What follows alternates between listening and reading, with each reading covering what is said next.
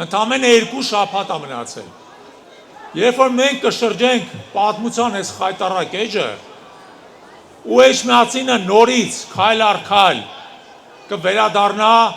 իր նախկին փառքին։ Հիմա քանի որ փոփոխությունները գալու են արդեն 2 շաբաթից, ու փոփոխությունների համարը 3-ն է, 3-ը։ Ես դες պատմեմ 3 փոփոխության մասին, որ լինելու են Էջմիածնում, ու պատմեմ, թե ինչու են այդ փոփոխությունները լինելու։ Առաջինը, այս իշխանությունը 8 տարի է կռվում է եկեղեցու հետ։ Թե ինչի է կռվում, չես հասկանում։ Ոնց որ ասում է մեր ժողովուրդը, եթե մի ձեռը չես կարող կդրես,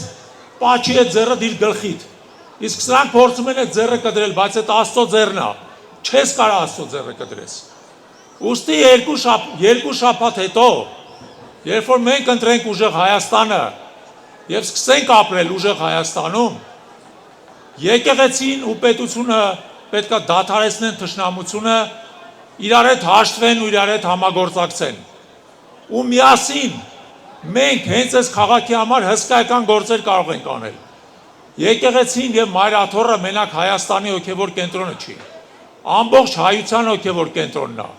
եւ աշխարհի խոշորագույն քրիստոնեական կենտրոններից մեկն է։ Մեր այս եկեղեցին եւ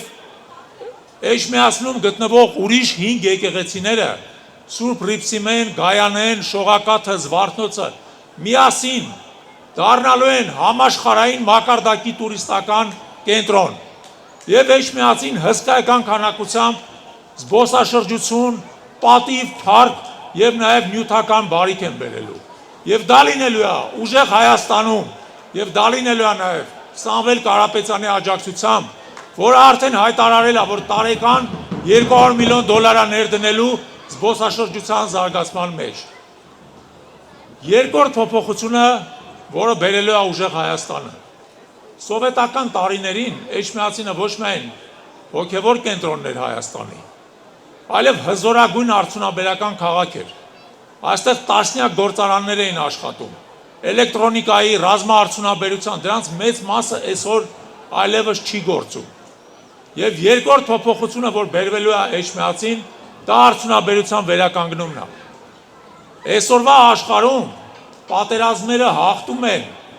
դեռևս մինչև առաջի կրակոցը ռազմադաշտում հնչելը։ Դրանք հաղթում են գործարաններում, ռազմաարդյունաբերության մեջ, լաբորատորիաներում։ Էջմիածինը ուժեղ Հայաստանում նորից վերականգնելու է իր արդյունաբերությունը եւ ռազմաարդյունաբերությունը։ Այստեղ է կռվելու մեր հզորությունը, մեր ուժը, մեր բանակի թիկունքը։ Եվ վերջապես երրորդը։ Էջմիածինը Հայաստանի 5 ամենամեծ քաղաքներից մեկն է, բայց Էջմիածինը մի հատ համալսարան չունի։ Էջմիածինը, որը արդեն 150 տարի է, ունի հոգևոր համալսարան, չունի գեթ մեկ աշխարհիկ համալսարան, այն դեպքում, երբ որ Էջմիածնից 3 անգամ ավելի փոքր քաղաքները համալսարաններ ունեն։ Ուժեղ Հայաստանում, Էջմիածնում համալսարան է բացվելու,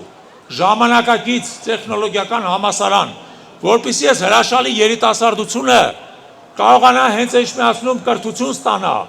կարողանա Էջմիածնում լավ աշխատանք ստանա, կարողանա Էջմիածնում ընտանիք ստեղծի, երեխա ունենա ու ժամանակի ընթացքում Էջմիածինը իսկապես դառնա մեր երկրի փառքը, պատիվը ու հպարտությունը։ Բաժանորդագրվեք Արմաթ մեդիայի ալիքներին սոցցանցերում, հետևեք մեզ նաև Արմաթ Մեդիա AM կայքում։